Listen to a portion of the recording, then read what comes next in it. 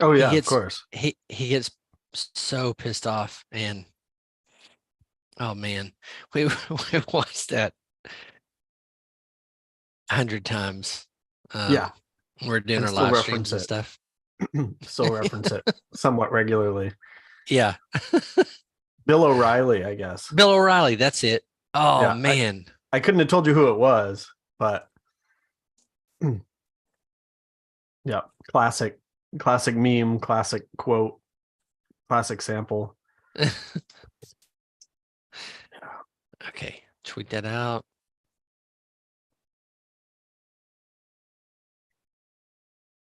Yeah, we were so in like 2009 when we started live streaming with Ustream back in the day, and it was just sit on the green IKEA type couch with the laptop. And then one of the devs were like, "You ever seen the Bill O'Reilly clip?" And I'm like, "No, now I mean I need to see it." And then I was like, "Just do it live." Yeah, I for a long time cared a lot and still would try to, like, for probably 5 years ago, I was still doing like live DJ streaming, DJ sets, which I'm hoping to start doing again soon. But like, was very meticulous about where I put the camera and the lighting and all that stuff. And at some point was like, you know what, I need to remove the friction from this and just make it easy. So it's like, I just hit, like we're doing here, hit record, hit stream and go, and whatever happens, happens, but it removed all hesitation to be like, you know what, it's 4 o'clock. I don't want to work for the next hour. Let me do something. So I'll bang out a DJ set, and if people watch, they watch, and they'll catch it later, and it was just more fun that way. I love that you're open to this because it's weird, this weird thing. It's like whether I'm writing or trying to write something or start a new habit or whatever. It's just I like, one, having a partner to collaborate with, but two is kind of like putting it out there, just Mm-hmm. putting your stuff out there as raw as it might be. And I'm really happy that you were open and interested in doing this because I think it's fun. Not a lot of Lindsay and I did a podcast several years ago, and it was just I us remember. talking.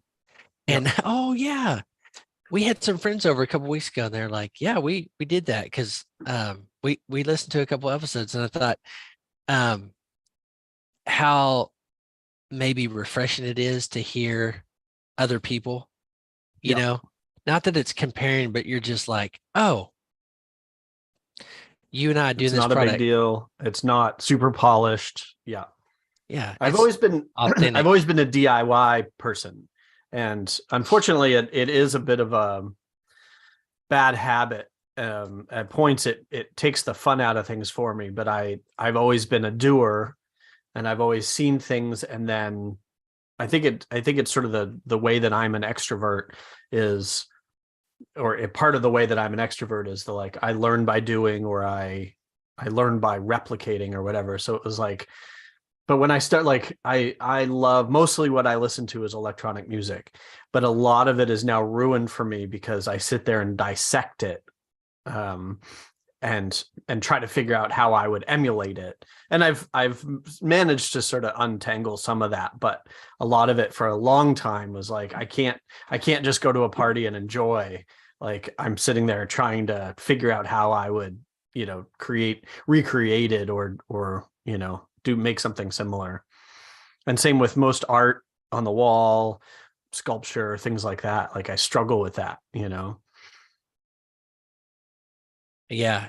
It, I love the music side of what and for everybody listening, we talked yesterday. Cory came on to talk through something I was working on, not related to this product, and gave some incredible experience shares and some advice. And when you were talking about music yesterday, I was like, I've never been that type. I've got the most eclectic music fan, but recently I've been getting into um, sound bowls and frequencies, you know, Mm-hmm. and it's been really fun. And I just feel like I want to do my sound bowl because it's kind of my sort of meditation. Nice. where my crazy monkey mind's going on. And so when he talked about music, I was like, all right, now we're going to jam about music at some point. So Well, and this is where we start. We make the obvious joke of like, oh, what's your favorite key? What's your favorite note? You know,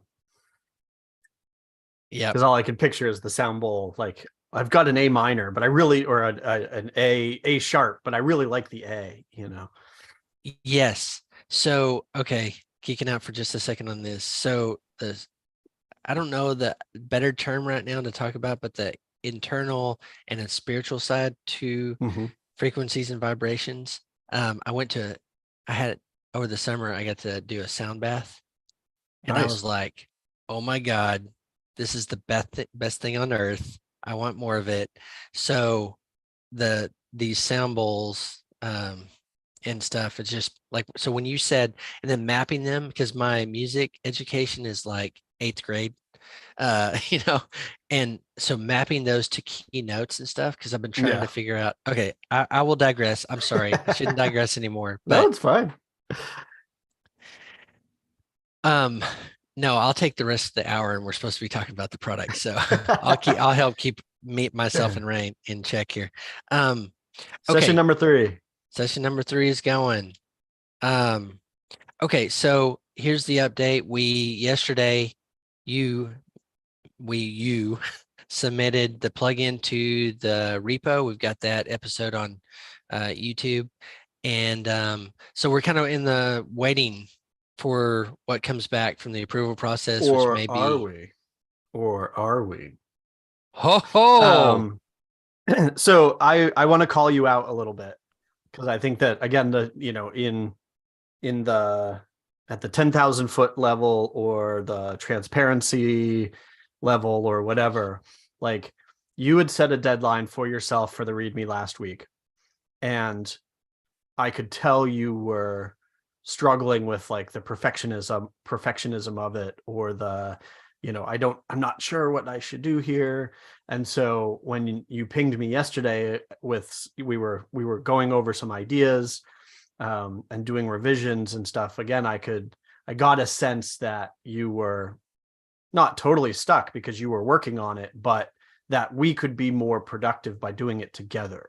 And so we jumped on a call, and that was why, we've been trying to do this regularly Wednesdays at noon, but we were joking that was, if this is session 3, that was session 2.9, because it was, not our regularly scheduled program slot, but it was another very productive hour, and another way that we helped each other through a process, because then it was, you know, we did some really Mm. good brainstorming, all of which I think is on film.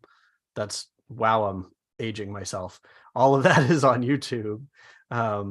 But talking through, just sort of brainstorming general ideas, distilling it down to a few sentences, enough so that we could just get it out the door. And at which point we were like, okay, we're good enough. Let's just do this. So yes, I actually you tweeted, we submitted the plugin, and I said, and we heard back. What did they say? I tried to build a little suspense. So, for the thousands of people watching and listening right now, on the edge of their seats. So we heard back within the same day, which is Okay. really impressive.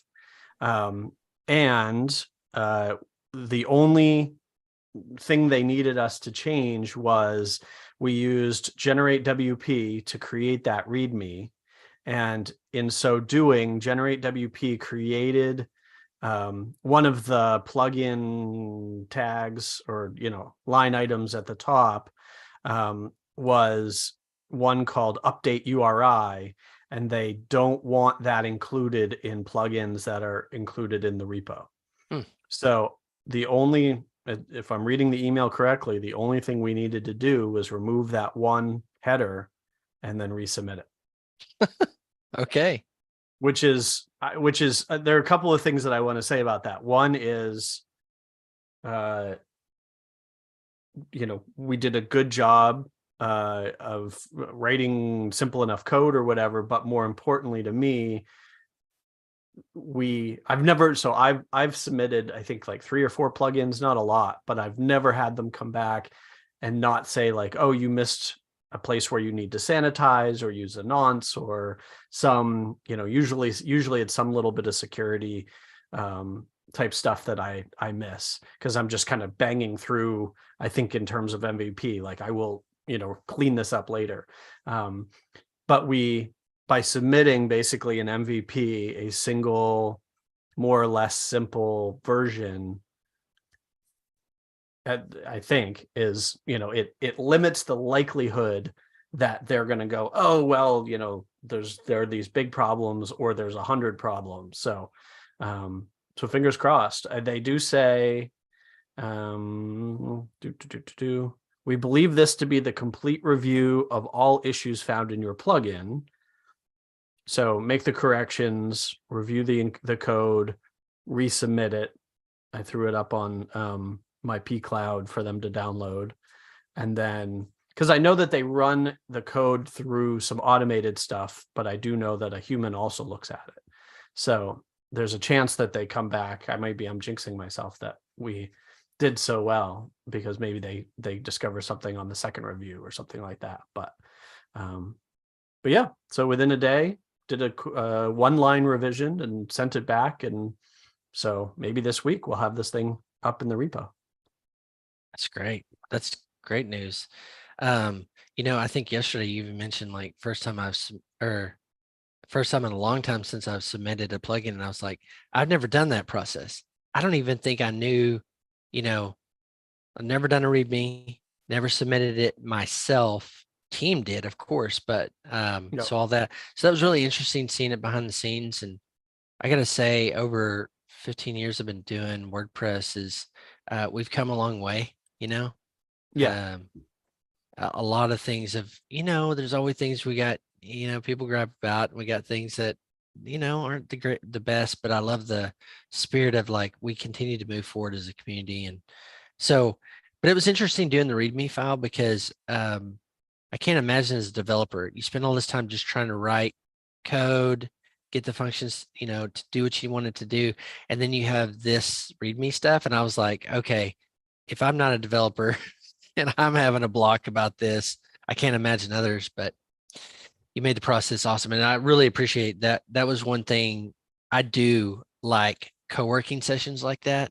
I Yeah, for really sure. have found in the last couple of years, just co-working. If somebody's like, hey, could you do this? I get in my own headspace and blocked. And I'm like, sometimes I'm like, could you just be there? Right. But yesterday you were giving good direction. Well, Well, and I've had a little bit of experience with it, but it's also like, I found it easier than I often do, because I wasn't context switching. Like, what I often am doing is I'm banging out code, and then I'm like, okay, I'm ready to submit this. And I'm like, crap, there's a whole laundry list of other things that I need to do, or want to do, a logo, the support link that we set up, like all that kind of stuff. Um, and that's the hardest part of being a solopreneur, which is usually my situation, of like, okay, and I was even doing this morning for a different product, of like, I needed to do a little code update, but then I needed to tweak the logo, but then I needed to, update the email that gets sent when somebody purchases, but then I need to, and it's like, man, it's tough being all over the place. And so you and I sitting down and going, we're going to do the README, and went a little deep on like the beginning of, what is our wording, what is our message, what is our our problem statement, what is our, I was actually able to do that, which isn't always the case. yeah, it's like we're a two-person mastermind. Well, okay, so we're there. I mean, very close. Final stages of getting the plugin. We talked a little bit about this, but what's our list of things we got next?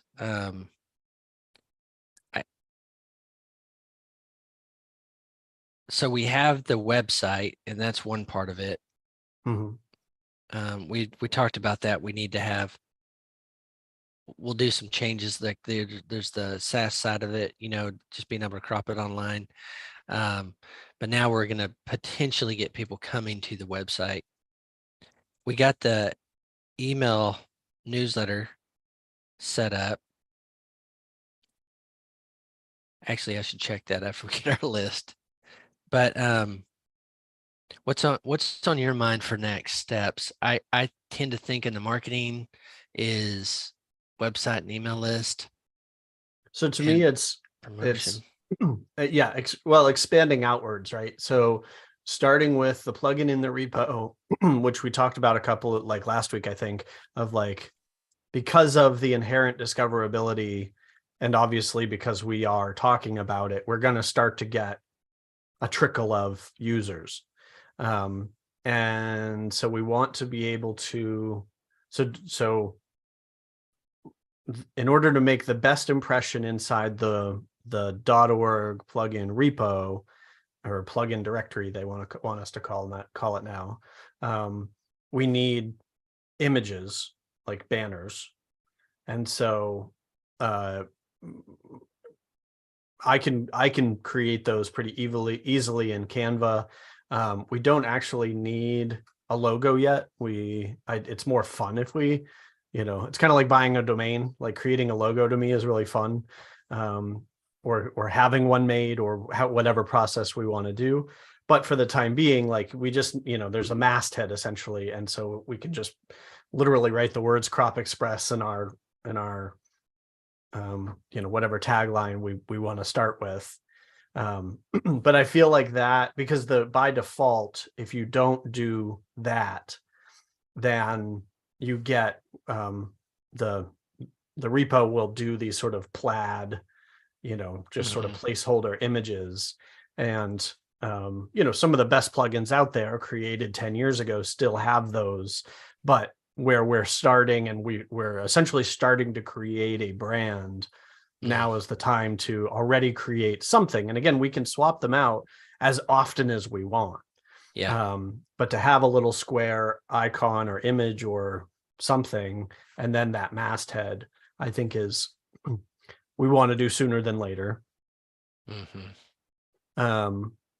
Which I think, this is always there's no, what was it back with Windows? Like you couldn't delete Minesweeper because it was somehow connected to the Notes app or something, this kind of thing. Like there's all this interconnectivity, but it's like by creating the masthead and/or starting to think about a logo, that's going to help us continue to refine some of the marketing language. So to me, all that stuff is kind of on my mind, because I think that some people are fewer people are going to be going to Crop.Express, the website, right now, because we're not selling anything, we're not pushing anybody towards it, kind of thing yet. The only thing I want to just emphasize from the marketing side is as soon as we can, having conduits to get people to sign up for our newsletter, just so we have a base. It's what I for sure is a center point strategy. So when we talk about logo and masthead in the brand, one of the things maybe for discussion for us is, what do we think the minimum, and it may just be those two, right? But minimum things we need for someone to be able to go, I'm going to try that out. And then we've talked heavily about, like, the intention for this first is to get feedback in what they want next, like give them enough of a spark to go, I want more. And we've got that in plugin, the request a feature type thing. So I'm thinking of what's our next step minimums. So we've got logo and masthead. We need that. We already got email newsletter. We talked a little bit about website, the initial promotion I have down here. Anything else on your mind about next steps that we missed? Not yet. Nope. Okay. Again, I think it's just, starting to fill out. It's like, we have the engine now, what does the car look like? And we don't have to build all the other models of car, and we don't have to build the dealership, and all that's down the road. But to get started, like, Yeah. we need, just sort of to start expanding outwards. Okay. So from logo and masthead standpoint, I try to fancy myself as design, and it's more like I can design taste. I'm not, if I fancy myself a designer at some point in my life, now I'm like, nope, not a Nope. designer anymore. Just one with hopefully good taste. I do have an outlet, like you did mention Canva. I do have an outlet to get something designed. So what's your preferences and everything on design? From a brand standpoint, I like personally clean, modern, Yeah, you know. I I think about the iconic cropping, right. Which cropping thing. I did try to get away from. Like, so what I've been doing lately is, like, I started in the late 90s, when you would literally design a website in Photoshop and then cut it up. And so I still have uh the technical chops, just like you at one point considered myself a designer. I still care a lot about it, but I know I do not begin to. It's a muscle, and that muscle has atrophied. So, but what I will often do now, because again, I can tweak something pretty readily, is like the scissors icon that I have on the website now was clip art that I found. Like, I have a lifetime license to Stock Unlimited. So I went in there and I was like, what is cropping? Scissors or something like that. I found a vector graphic that I like. I tweaked it slightly so that it looked more the way I wanted it, a little friendlier. Like, I rounded the edges and stuff. And that was V1 of the logo.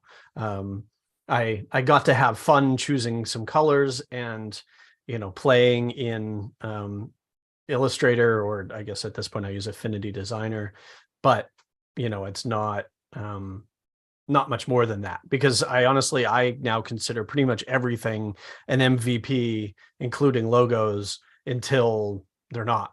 If once it's very important that we have brand recognition, then we lock it down. But until then, Okay.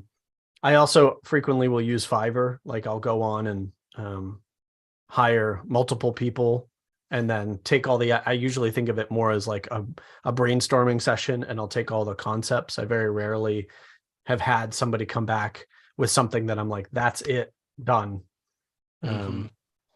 So that gives you an idea of sort of my usual method. The only other thing that I have cared about lately is, oh, well, two things. One, I did try intentionally to get away from the iconic cropping icon. Just, I think, as much as an exercise of like, can we go beyond that, or can we allude lightly to that without it being the obvious icon that everybody expects. And then the other thing is, I've been trying very hard to use color palettes that are a little outrageous, especially on the web. And so, like, I've been Googling 80s 80s colors, and then using those. So it's like hot pink, magenta, or Sold. neon colors, or yeah. Or another app, I same sort of thing. I Googled 70s, and it's like the burnt orange, but it's just like, I don't want the standard, like the WordPress blue hurts me Right. at this point. Like, it is what it is, and it is what it should be, but how do we stand out? you Yeah. know so, and I think, we'll pick and choose how much if we go totally outrageous, how much we actually put that into the plugin. But at least for logo branding, stuff like that, like, how do we stand out? So, Yeah. Hey, I'm good with that. I mean, you go hot pink, I'm fine with that too, you know? yeah, Um, it's just okay. fun. Do you want to take the lead then on the logo and masthead? Sounds like you got some energy and kind of vision Yeah, for it. I have fun. I have fun doing it. I think I could use help with, I mean, if we're content with the scissors and we just want to change the colors, or maybe we don't even want to change the colors, like then we just run with what we've got. It definitely could use some punching up, and I'd love another pair of eyes.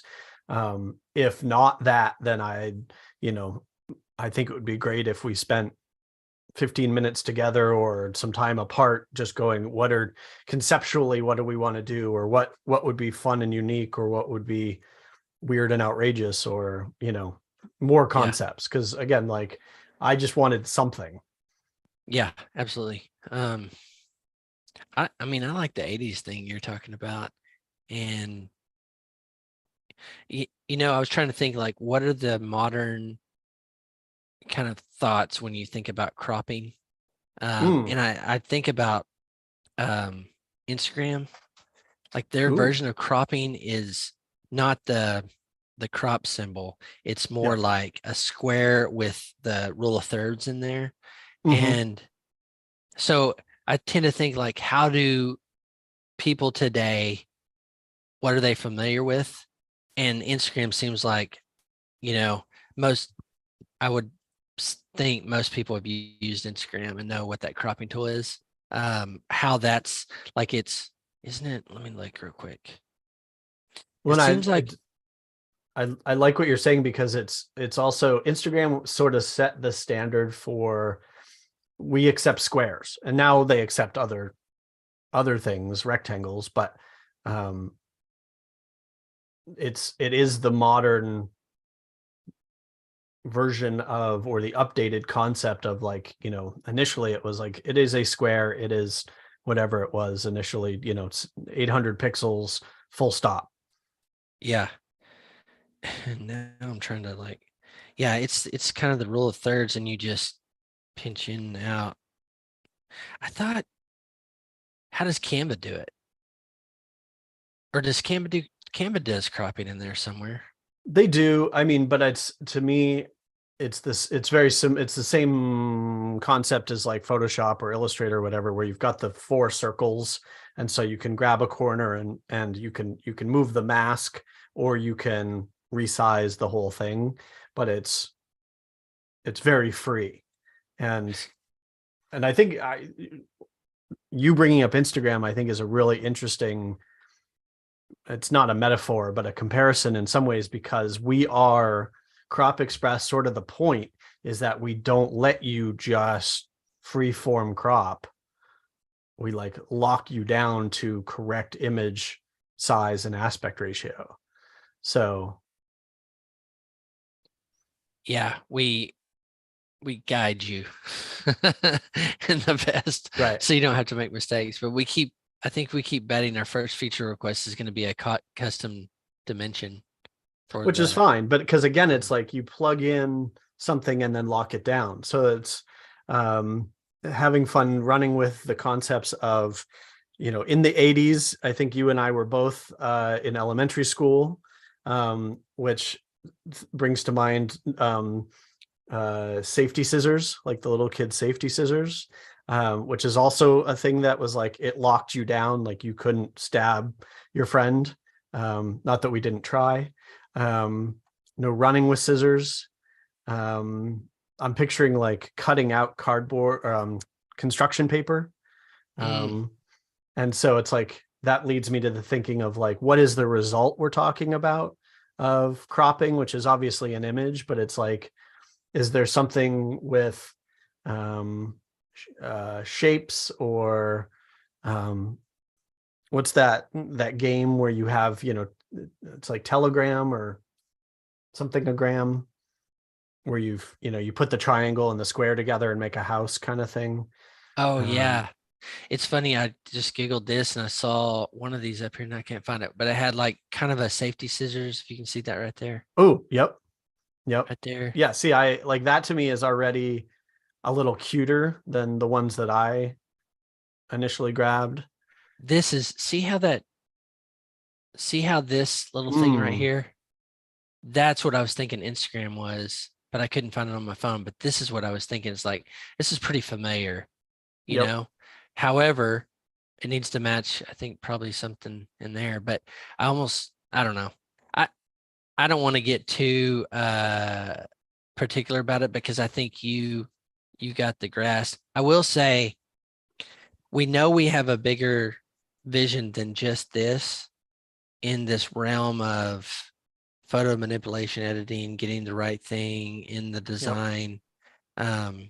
So I, I'm pretty open. It's like, I feel like the feeling we want, this is maybe what we could talk about. The feeling we want Mm. is I rely on that. Oh, that made that easier. The relief, the being able to kind of get to the their finished outcome, that our thing is just one part of that.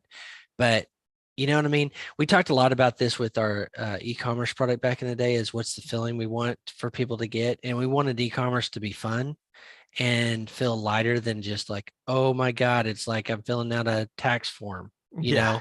that's what it kind of feels like.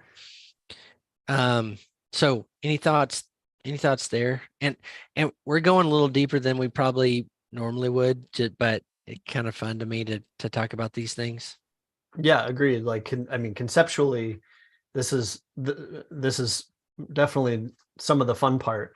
Um, I liked what you said about, so we talked a lot yesterday about workflow, and you said just now the feeling of making things simpler. And I'm like, okay, so if you've got a laundry list of things you have to do, however that's represented, a list of things vertically or blocks side by side, and then like somehow representing the removal of items in the middle, so that it's you go from A to B, or A to Z in 4 steps instead of 20, how many letters are there in the alphabet? 26, I think.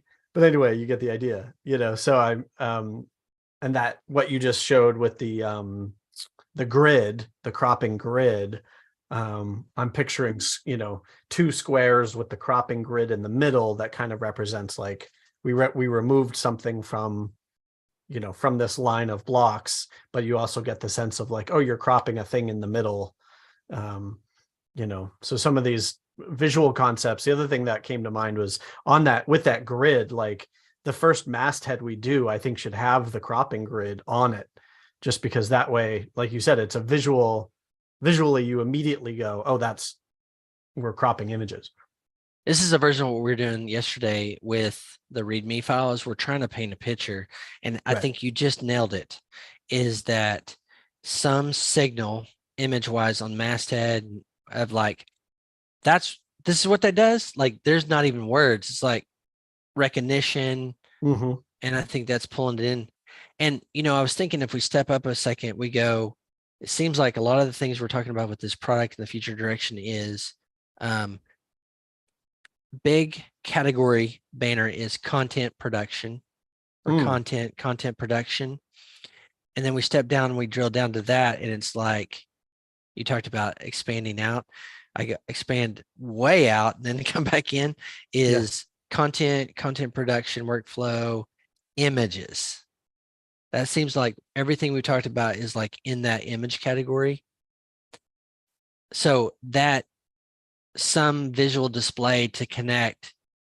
I'm in the visual, like I just Googled Affinity Designer because I was like, well, I want to see this. I was a early Photoshop user, Yeah. but it's like that feeling of it's a tool for creation, Mm-hmm. or manipulation is not the right word, but I think connects it down. So I dig that. Yeah, and I like what you're saying about, I think the top conceptual, like where you go from literal to conceptual, is there's a line above image, photo or images. It's like, I don't think we're going to apply the word crop to text or something else. And so it's like literally we are going to be cropping images, expand that. We're manipulating images, expand that. Dealing with images, expand that. You get conceptual of content creation or something. So yeah, I like the idea of buying in now to something that draws that line that says we're talking about photo or images, and that lets us, then we can do anything we want down the road, because like we've also talked about, we don't want to lock ourselves into features. We want our users to lock us into features, or inversely let us expand to other things. But it's like, if we end up talking about AI words, then to me that's we then go, okay, are we starting another plugin? But we could do AI images, and that would still be in the maybe in the context of Crop.Express. Holy crap, dude. Now you're gonna get my mind like buzzing. But the AI images thing, future roadmap for discussion there. Because I like anchoring us back on this, just like you're doing in different ways. When we originally talked, we were like, what could this be in flow as you're going down? And be like, okay, there it is. I click an image in Gutenberg code editor, and then I get to upload media, and the cropping tools are right there. And I think I think that is a good experience. That's how I do content production. People at bigger teams, of course, they're going to have other sophisticated tools, but we're kind of in this almost everyday content producer, which is a lot of buckets. Yeah. But gosh, that's compelling. The AI image side is like, that's how we started this, and we decided our big critical decision was to pull it out just to the featured image to start there, see where our demand went. But if we go back to that original kind of thought, was put it in the flow. I start with a headline, then I start writing, and I add my, images as I go thing. That AI potential could really be cool. Oh yeah. With all the open AI talk and the channel we have in Slack, I'm really curious. Like, I want to run into this whole new field and see what's there. So like this image side of that is really compelling, because I don't know about you, this is about the product experience, but finding an image is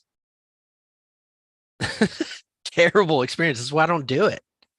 So downstream, if we think about this image AI thing, it's like, how can we help someone get the image effect, the visual placeholder guide part of the story you're writing in your post content?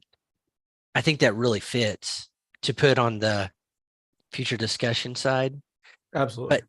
But this is my process, and I'd like to hear yours, because I want to hear more user stories about how they do it. Because if we can get in line with enough people and understand how they do it, then we got innovation ideas all day. Then we can just help them with their workflow. So I don't do this regularly, but I'm like, okay, I want an image. To me, I write, and that's an exploration. Oftentimes, I don't have a formula or a framework. I think a lot of other people do, specifically like Lindsay at Content Journey. They have a whole workflow, but finding something in there, this would be interesting, Cory. Don't let me daydream too much, okay? This is conceptual. I have no idea how it would get done necessarily, but imagine you write your post, and you're like, you want the featured image, Crop.Express, click the button. It looks at some keywords. Oh, for sure. And then develop something for that, featured image thing. That would be, I know we're still early in all the image AI stuff, but like finding the right prompt for that comes out with something interesting. Oh yeah. Saves a ton of time. Like, Oh yeah. you mentioned your service. I've used Unsplash in the part, and I always get frustrated because I'm like, nothing matches my style. Nothing. Right. It just feels hokey, Yeah. And so it's definitely something I think would be fun to explore down the road, and certainly fits in the overall the problems we're trying to solve of making content creation easy and filling out, that last mile. The last mile is the hardest mile kind of thing. Writing the blog post, I won't say is the easy part, but it's the part that I think you're absolutely right. Most people don't go and find a picture. They want to write about I don't know, houseplants or something. They don't go find a picture of a houseplant and then write the blog post. They come to WordPress to write a blog post about houseplants, and then are like, okay, I better put an image in here of a houseplant. And then, just as you said, like there's endless scrolling and discovery of trying to find the perfect image. That could go in a lot of different directions, and could be huge, could be a really big lift or a tiny lift, depending on what we wanted to do. Like there are already services that take advantage of like Unsplash and some of the other open free ones that do basic keyword matching. So I think we just kind of keep an eye on that space or that functionality, because combine discoverability or finding images, but with the way that AI is manipulating images. So you're like, go look at all the images of houseplants on Unsplash and whatever other public ones, but now generate something in the style of Da Vinci. Boom, and keep regenerating until you get one you like. And then, so, but it's, the lift of that is not something we can do for free, I'll say. Yeah, exactly. We need somebody to pay us. Okay. But yeah. But all of this exercise, it's like, okay, yes, I won't let you daydream for the next 2 hours, but all of this, us mentioning different random things, I think helps dictate, like at the beginning of this conversation, I was like, oh, scissors are fine, let's run with it. But if our hope is down the road, we're expanding way beyond literally making an image from this size to this size, then scissors is probably not the metaphor, the visual metaphor that we want. It's not inclusive enough. So, what other visuals, what other icons or objects represent the visual, an eyeball or glasses or a camera. Yeah. I mean, that's Instagram. Yeah. So just segueing for a second to prep our conversations, we're making incremental progress on a lot of this stuff. So we got one Lego and masthead. You're going to start with that. We'll come back and forth. What things can I be working on too? I would love you to start thinking about a couple of things. One, this is the stuff that I understand conceptually, but cannot ever wrap my head around, is like, how do we, there are 2 dimensions, there's 3 dimensions of space, but the 4th dimension is time, right? So I have a real hard time with time, with we get to the point where we've got a logo, that's fine, a masthead, that's fine, a readme, we've some people are trying out, then like you said, promotion, and what does that look like, and what does that look like over time?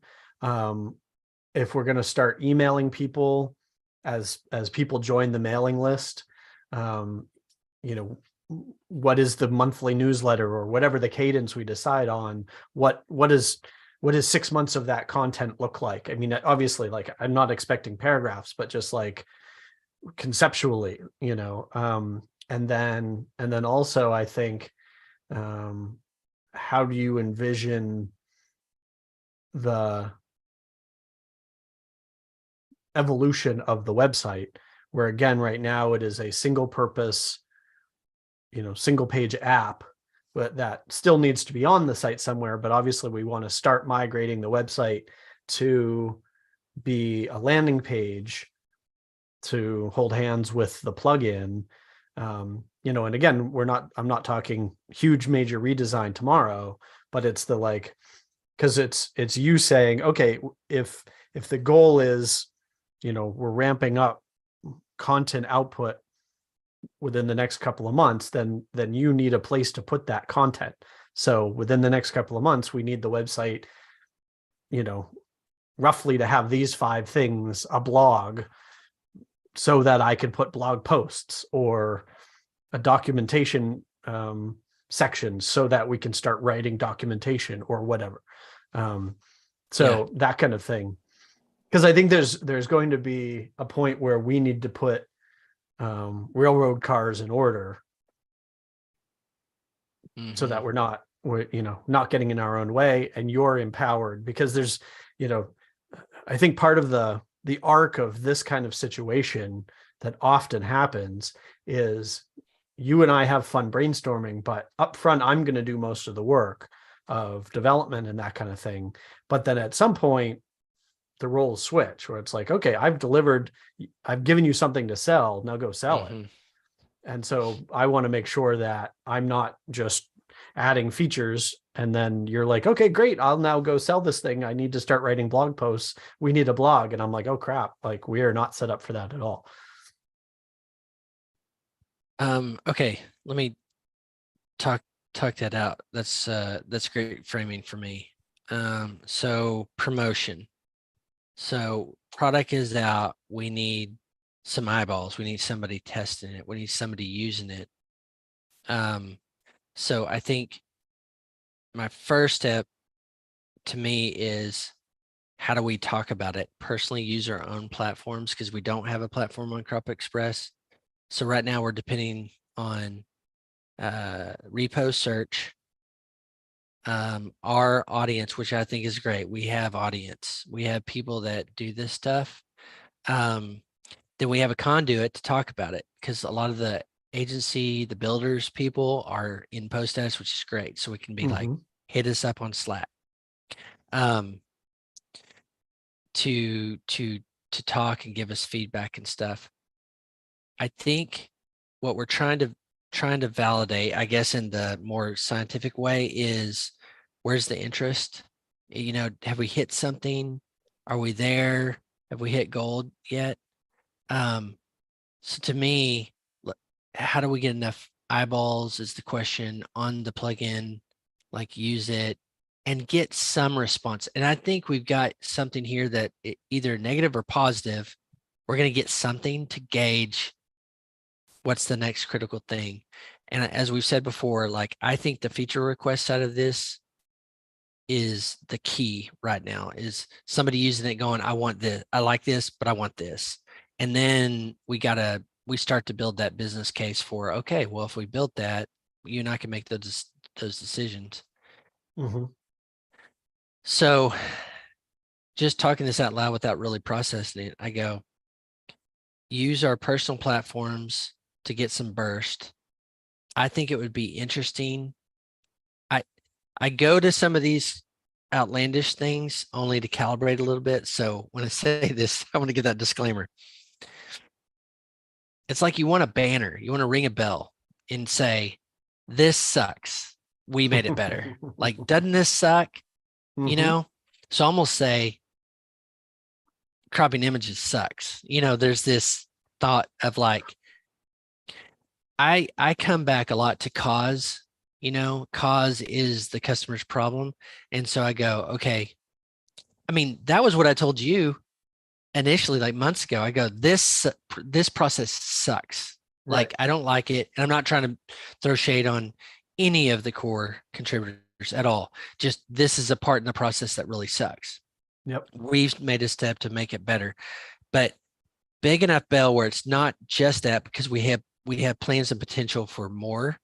So I almost think like there's something in that, and you were really good to come up with ideas and edit some stuff. It's like content, something to the effect of image editing sucks, image content, something in the realm, but it's just a little enough bigger than just the one thing we talked about, is like, finding images sucks. We know we want to be careful with saying finding, so we don't want them to think they're going to find an image. Right. Not yet. But I kind of think like some bell to ring in that regard. And what's interesting to me, there's and so I just naturally go to content and what we do and what comes out of us and what we're passionate about. And I'm like, I'd never heard of I probably maybe have heard of Affinity Designer, but talking about all the tools and how it's a pain in the butt on the web to do images, like, get them what you want. this whole conversation about fitting in to the post, like our process of going and finding an image. So I go, core thing is this, but there's a lot of space around this to talk about images, Sure. and they're And rolling that.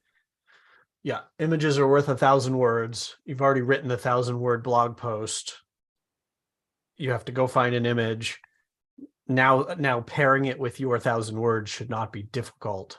And so definitely like the tools that people are using, the sites that people are using. I think that I have subscriptions to at least half a dozen newsletters that just recommend little power tools, little utility apps, because I love them. They're fun. They spark ideas like Crop.Express. And so I think talking to some of those or getting listed everywhere we can, that's a no-brainer. But specifically, not only us putting out content, but starting to talk to the people who are talking to the content creators. So it's like, there are there are newsletters that are for content creators, and getting them to talk about, here's a way to a better, you've used AI to write the blog post, or you've written it yourself, or you've hired somebody to write it yourself. Here's a speed up the rest of the workflow. There was something else that just popped into my head too, but anyway, So but something like that. yeah. So I was thinking like hyper users, because the hyper users that like, do you pay for Affinity Designer? Is it a I fee? did once, and that's Okay. why it's So it was enough of a tool for you to pay for it because you use it in your everyday life, So I wonder, like, I'm thinking hyper users, who are those? And this is the business case too. So I think about Lindsay at Content Journey. They're writing and posting and publishing content for cut their clients all day, every day. And I go, I should talk to Emily over there about her process and get her be one of it. When it's in the repo, ask her to yep. use it on one site and to give us some feedback. Who who else in the hyper user that we know of that we could potentially get in their hands? Describe, like, how are you using the phrase hyper user? Okay, well, somebody that does professional content production. Okay. So that could also, I mean, there's a ton of blog, Sure. what we formerly called bloggers, but using content, doing content every day, particularly in WordPress. Mm-hmm. So there is that pro blogger type content machine, Yep. Yep. We'll be using it at post status, of course. I mean, my clients will definitely use it because they already, like I said early on, like I have them going to the website to do cropping. And so to remove that step where they can just do it in WordPress, they're going to do backflips, which will be fun to watch. I'm, Um, yeah, I'm but I was saying also this more for thinking, me, but that raw feedback you get oh when yeah, somebody's using it is so gold. So oh I yeah, will love to hear what your clients say, and then I'll I'll do a demo or something, or I'll do a screen share with Emily and ask her to look at it. And first, first I'll ask her where I'll say, "Tell me how you show me how you hmm do a typical blog," and then I'll be like, "Okay, install this plugin here and tell me what you're thinking." yep. And this might be a little further down the road. Um, but the other thing that jumps into my mind is like plugins like Yoast, where you have to upload an image. So this isn't necessarily a featured image, but it's the image that ends up being the open graph image associated with each post. Also, I'm sure is supposed to be of specific dimensions, and so I picture they'd be happy to write about, like, once we are even loosely integrated, but if it's useful to their users, then they're going to love our tool, right? So getting content or other tools that interact with that make their that whose users interact with images, we're going to also make their customers happier, even if we are not immediately integrated. Like, will we sell a Yoast add-on? I have no idea. But even up front, well, the minute we expand beyond featured images, we're like, here's how you in your media library, upload an image, crop it for Yoast, and then you go over to Yoast and say, select this image to be your open graph image for socials, basically connecting that, closing that circle. I'm sure they'd be happy to talk about it. And that's an example, right? So it's like, what other big plugins or big system services that interact with WordPress that primarily or even cursorily interact with images that we can help make their customers' lives easier, then they're going to want to talk about us. Okay. So right there, two things stand out besides Yoast. Yoast is one of those, of course. But membership sites and e-commerce. And I draw to that category because they're making money with it. So the ability to spend money on it. So question with WooCommerce, man, it's been forever, but when they upload a product image, are they using default WordPress stuff? And I if will tell you not, tomorrow.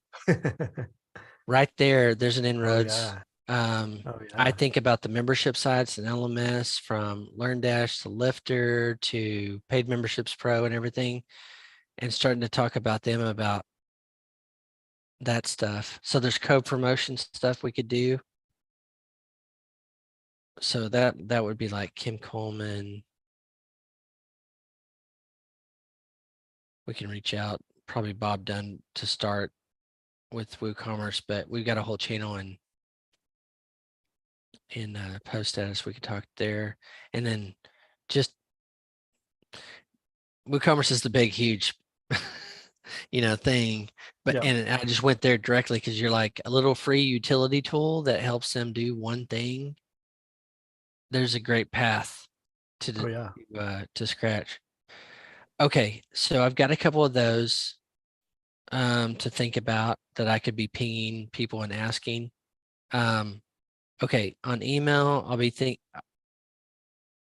I started with promotion and go down and go, okay, what do we need from the website and the email? I think um I I love that the website itself is the tool, is a tool, and it's a great tool, and there's opportunities there. Um, it's not in the WordPress flow, but I love it from if we just called it a lead magnet, Mm-hmm. Which you is know, what we're talking about. Yeah. yeah. And like had the link to want better image, whatever our phrase is in WordPress over there. Then we'll have the pro version. So I'm hesitant to say to do anything right now with the website other than those things, because I still love, we're going to get some trickle in and they go and they got use and they can bookmark those and go back like I do with it. So we're in their workflow too. So here's one other thing that I really want you to do. Yeah. Because, and this goes back to one of our first conversations, is, I showed you yesterday, I made some updates to the UI. Do a quick review of the new version, the newest version. Look for any easy wins. Oh, don't have this box on the left or this button on the left, have it on the right. That's more intuitive, whatever. Easy wins like that. Because I think, so the code for the plugin, because it's built into Gutenberg, is not a one-to-one to get it working on the website, but we want the website to look the same as the product. And so I want to start looking at how to marry those two. Even if they might be separate code bases, or I might be able to use the same one, but it's like, I don't want to do more work than I have to. So if you do a quick review and say, nope, everything's fine, or make this button bigger or whatever, then I can also, like, I liked what you just said of like, the website doesn't have to change altogether, but I do think we want to change the cropper on the website to be the same as our product so that it's the best kind of lead magnet. Like, the tool you're using is Do this with literally inserted WordPress. into WordPress. Yeah, Do exactly. this in WordPress. There you go. Yeah. Okay. So Oh, so product feedback would be the other thing. And I'm not talking, like let's grab a color scheme and we can, inject a little bit of that into the plugin just so that we start to build brand recognition that way, hot pink everywhere or whatever. Not really, but something. But beyond that, we'll keep it simple, but we can start to sort of massage the website to look more like the plugin we're building. okay. Okay. So I have start kind of doing next steps for promotion, thinking about the website and monthly, whatever the cadence is for the email, and then to review the latest version of the plugin. Okay. Can do. I'm out the Sweet. next couple of days on a trip with some buddies of mine, but I'll be Nice. back in the saddle, and that's a pretty easy lift for me. I want to think about like we're going to put it out there. We want to get it in some hands, like your clients, I think are ideal, and Oh, yeah. then content journey, getting feedback from them are ideal. Um, but I want to think about some sort of some topical thing, and maybe it's something we just talk about live, like just hearing your workflow is different from mine. I always love talking to developers and go, how do you get these things done? They're like, this is, and I go, can you slow down and show me again? Because I want to do that for myself.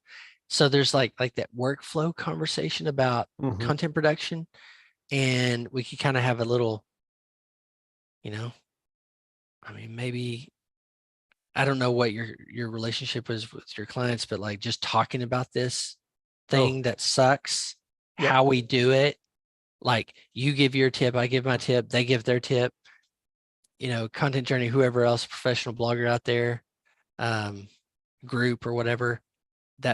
So I just want to spin those ideas a little bit about something that we can get to like ring the bell of like this this is an issue and this is how people do it better, and we've got one too. Yeah.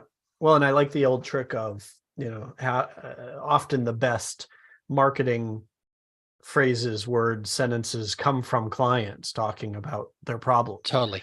And so I also am of course envisioning, like, I don't know if a poll would capture what we want, but creating, if we can figure out the right questions to ask, we can put questions up in Mega Maker, in Post Status, the couple of other Slack communities that I'm in. We can both put them on our Twitter. And it's like, I don't expect thousands of responses, but even a handful.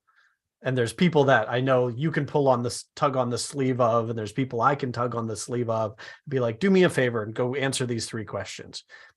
Take 5 minutes, and I owe you a beer the next time I see you at a WordCamp kind of thing.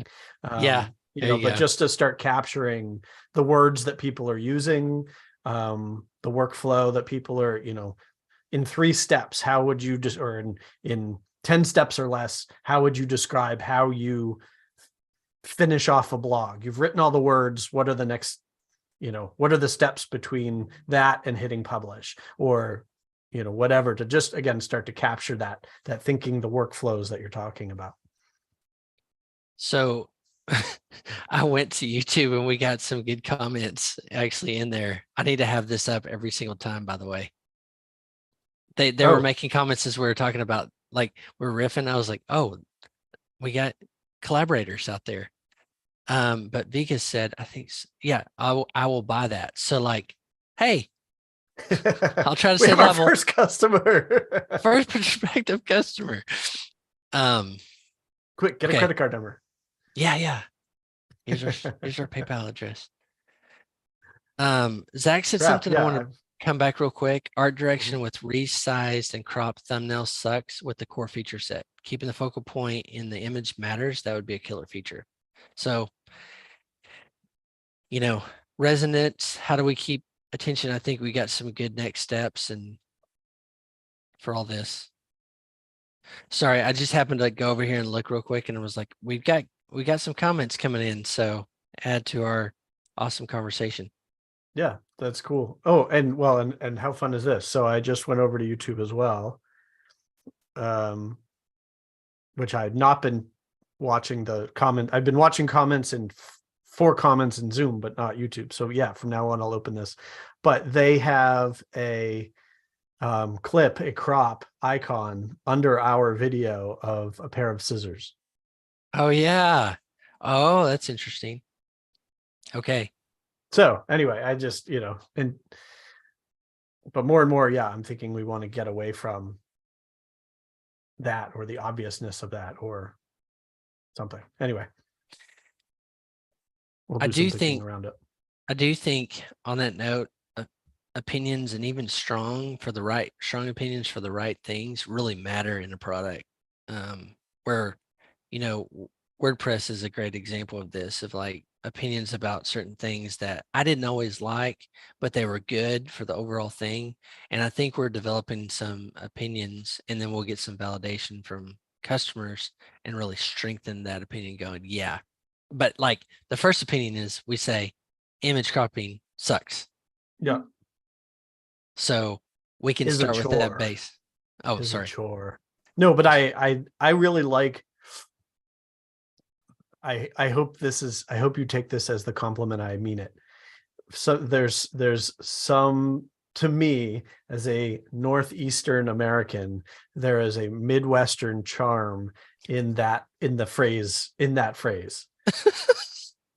Like, sucks is very brash, and I think it's fine to use these days, but the is a chore, because it works as a phrase, like this sucks, but it's also literally, it's a chore. It's a thing you have to do and don't want to do, but it's part of the workflow. So I want to keep coming. I want to keep coming back to that phrase.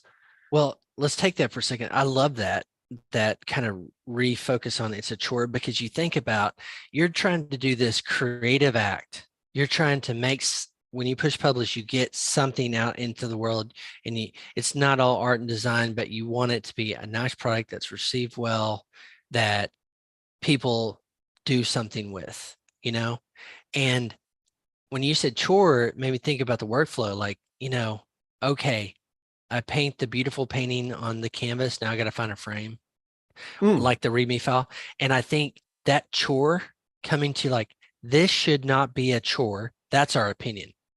You should be focusing and using all your resources on the creative act, not on yep, the chores.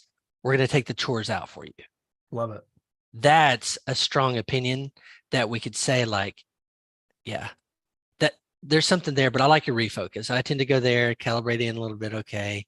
And if we're just doing this privately, you'd be like, yeah, it's probably a little strong. Okay. But Chores better. yeah, but this is, I like, this is the battle we're fighting, is Yeah. against the awfulness that is the process of Yes. dealing with images. Like, that's our $6 million annual company. What we're starting with today is the cropping of an image, cropping of a featured image. Yeah. Reduce creative chores. Like the bell we ring is, yeah, we're getting onto the cause, the bigger thing, and we're just a part of it. And I use this all the time because I'm like, when you find that core thing enough people are irritated about, you just ring it. But then we get into cause when we're like, stay in the creative lane, reduce this chore friction. Our job is to reduce your creative chore. Yep. Your I don't know. I'm rehearsing this out loud, but like reduce your creative chores. And then like it should be about the magic of beautiful images and Mm-hmm. fits with your story and syncs. Or if it's an e-commerce store, like, hey, I want you spending more time trying to make sure the lighting is perfect and your product like exudes what it does in the world. And then when you get it to show it off to everybody, we don't want you to go through a slog of mud to get there. That slog of mud is our opportunity right there. So We I are think the bridge over the troubled water.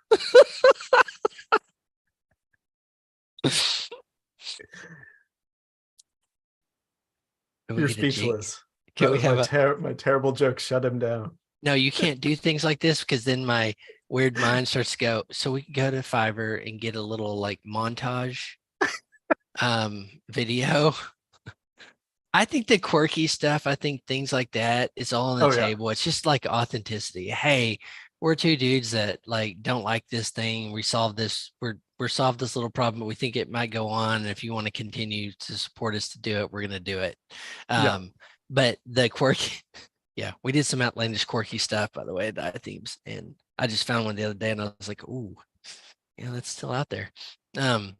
We Years had a ago. Oh, go ahead. it's this outlandish. Okay, so Builder, I think Builder was turning 1 year old, and we wanted to celebrate it. So we had a birthday party for it, and Yeah, we had the image of the hat that we had made into Lindsay had it made into a 3D cake. And I'm like, you know what? It's just those quirky things of like, it's a chore. We'll try to make it funner, you yeah. know, kind of thing. So Oh, for sure. by the way, this is part of my process. It's just like, us talking through this and we get clarity of like, oh, because I wrote chore and I put a box around it, little crop box around it. And I'm like, yeah, let's destroy chores, destroy create. Oh, this is where I initially started that whole thing, Cory. I think in business and particularly with products and stuff, it's really good to have a villain. And I Mm, don't like to make people, I never like to make people the villain, sure. but the creative chores are the villain. So we are the crusaders that fight against the creative chores. So I'm just, but I just go like an enemy always helps, a villain Oh, always sure. helps kind of, you know, push us, help our clients go, you're fighting for us. And if we make chores, the content chores, the villain, we're not fighting a person. We don't want to do that. Sure. We want to fight this concept that gets in the way of you doing magic on the web. So, Yeah. okay. I love that because you know me, I'm going to try to find a shirt. Or if you don't know, any reason to do swag is a Oh, good reason. 100%. And if Oh, business can help pay for it, I'm like, oh God. You this and is I the are in best. trouble then. Because We're in I am trouble. nonstop. Like for everything I've ever made, I at least had one sticker made or one t-shirt made or because swag is everything. It's starting from we keep coming back to me as a musician, but like when I first started, like before I even had music out released, I had t-shirts, I had designed t-shirts. And I'm mad at myself because I spent hours and hours and hours designing album artwork, designing swag that nobody ever bought because the music wasn't good enough. And so I wish I had spent the hours making the music good enough to actually like warrant the swag, but it made me better as a designer and it's fun. I don't really regret it as far as, like the fun I had in my life, but yeah, so I'm excited to see what ridiculous things we come up with. So, Cory, here's something that would be a low lift for us, but would be fun and hit in this ring the bell. We're fighting this villain, you know, um, is have a printful shop and all these little stupid, quirky ideas we have, Yeah. shirt, sticker. We're not trying to make money off it, but that's content. Oh, That's hell yeah. like these people, it's back to the Seth Godin tribes thing. It's like these people get me, they get what I'm doing. And like this, we could turn that swag concept because Printful, you can do everything from stickers. We could create like, imagine Cory, the random shit we could do, but like it's ringing the bell. we Chores need suck. to we we're gonna make crop t-shirts. They're gonna cut off just below the nipples. And you and I are gonna get on this call week after week with our bellies hanging out because our t-shirts have been cropped, or or a square cut out here, terrible, terrible. We're gonna have to shave patches into our heads because we've cropped our hair, like dumb stuff. Like we will take the So dad I, joke too far. Yeah. So we talk about the truly outlandish stuff. Nobody wants to see me in a crop top, but like truly outlandish stuff, and we kind of calibrate it in. But an example of this is, um, oh, Get Tushy. It's the kind of like $79 bidet. So we have one and we bought others, and my friend Jason Schiller told me about it. But their marketing is so on brand. They take this concept that isn't talked about in polite company potentially, or we call it a bidet, Yeah. okay. But their marketing, they make poop jokes, you know, all the time. Like they infuse that. And I'm not saying we can, but the spirit of it is Yeah. make it fun, Yeah. you know? And so I think like we're in the outlandish phase and we'll figure out these others that are just kind of fun and quirky. We're not going to get anybody buying them, but it's like that's our content marketing potentially, Yeah. you Yeah. know? Well, and Because it's what keep it, if nothing else, it's you and I are going to have fun, and it's going to keep us excited to do this kind of stuff. And like, the example I wanted to share earlier was my first moderate success of a product was I built a personal finance tracker 20 years ago now, no, 15 years ago now, that and some people didn't, if there was a day where you didn't spend something, I was like, this needs a celebration. And so I built a little Easter egg. So if on a day when you were tracking your finances, if you took the time to enter 0, you got an email that was like, congratulations, we got a video for you. And I had gone on Fiverr, and this is back when Fiverr was, truly anything for $5.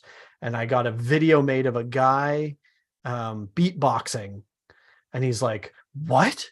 You didn't spend anything? That's awesome. And then he starts beatboxing, money, money, money, money. And it like, but really good. And it was like just this quirky, weird thing that people lost their minds over. And yeah, it was $5 and 20 minutes to find somebody to do something outrageous. But that's like, I live for that kind of stuff. It doesn't necessarily have to be Easter eggs, but like, fun little weird things because you can also defeat villains with joy, right? Like we're oh yeah, removing the choice, but like, the goal is to make it fun. Forget, you know, the chore wheel is what makes it fun, or you make a game out of it or whatever, that kind of thinking. you just read my notes. Okay, make creative chores fun. Like, okay, so you were talking about music, and I was like, oh, do you have a soundtrack when you create posts? When you do that, like Ooh, you were talking earlier, you use electronic music. It's like there's a question. So like our email content could be like, you know what our email banner could be? Make creative chores fun. And it's like, what's your favorite soundtrack? We made a shirt over the spinning. I don't know. right. That could be some of that content that were like elicit people's creative chore, how they make creative chores fun because they're necessity. I like your Yep. angle. Not everybody has to be defeated. We could like hug the villain, Santa put makeup Claus on the 3. villain. Santa Claus 3, where they eventually, the bad guy, the spoiler alert, everybody, if you haven't seen Santa Claus 3, plug your ears. But at the end, the villain, who is Jack Frost, is vanquished because a little girl hugs him and thaws him out finally.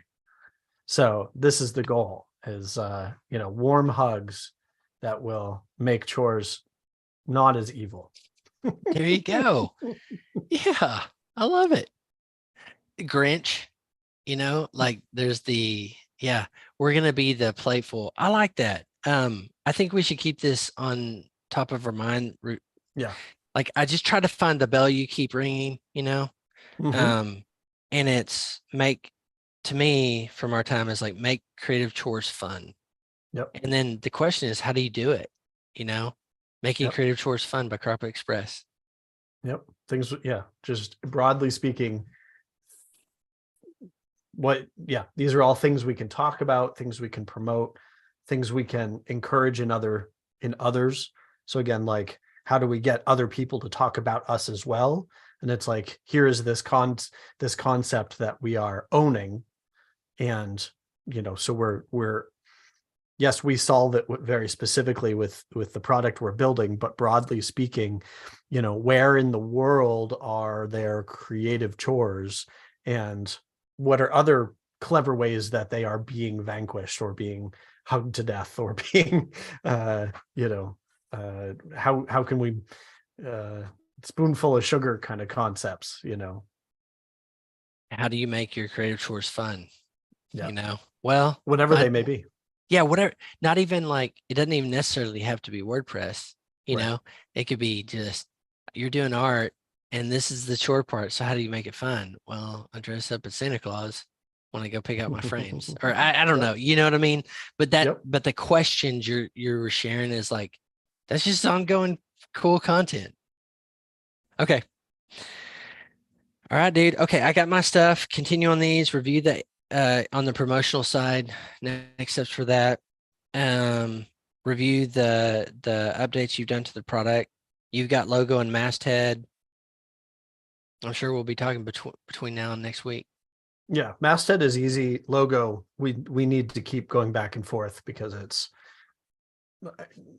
I'm happy to own it, but we need to do lots of thinking around it.